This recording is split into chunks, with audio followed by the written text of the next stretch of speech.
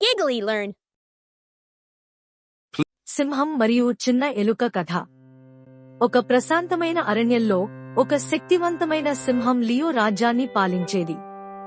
ఒక మధ్యాహ్నం లియో ఒక చెట్టు నీడలో నిద్రిస్తుండగా చిన్న ఎలుక మికో తప్పుగా అతని పంజా మీద పరిగెత్తింది. నన్ను ఎంత ధైర్యంగా విరక్తపరుస్తావు అని లియో గర్జించాడు. మికోను తన పెద్ద పంజా కింద బంధించాడు. దయచేసి నన్ను చంపకండి అని మికో భయంగా చెప్పింది. మీరు నన్ను విడిచిపెడితే ఒకరోజు నేను మీకు సహాయం చేస్తాను. లియో నవ్వాడు. చిన్న ఎలుకలాంటి నువ్వు సింహం వంటి నన్ను ఎలా సహాయపడతావు అని అన్నాడు. కాని ఉదారంగా భావించి అతను తన పంజాను ఎత్తి మికోను పరుగు వెళ్లేలా చేశాడు. కొద్ది రోజుల తరువాత వేటగాళ్లు అరణ్యంలోకి వచ్చి పంజరాన్ని పెట్టారు.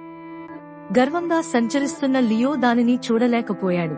అది అతనిని బంధించింది. అతను సహాయం కోసం గర్జించాడు, కాని ఎవరూ సమీపించడానికి ధైర్యం చేయలేదు, మికో తప్ప. చిన్న ఎలుక లియో బంధించబడి ఉన్నట్లు చూసింది. ఒక్కసారి కదలకండి అని మికో చెప్పింది.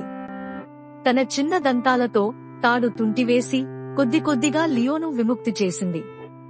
నువ్వు నన్ను ఎలా సహాయపడతావో నమ్మలేకపోయాను అని లియో తన తల దించుకుని చెప్పాడు.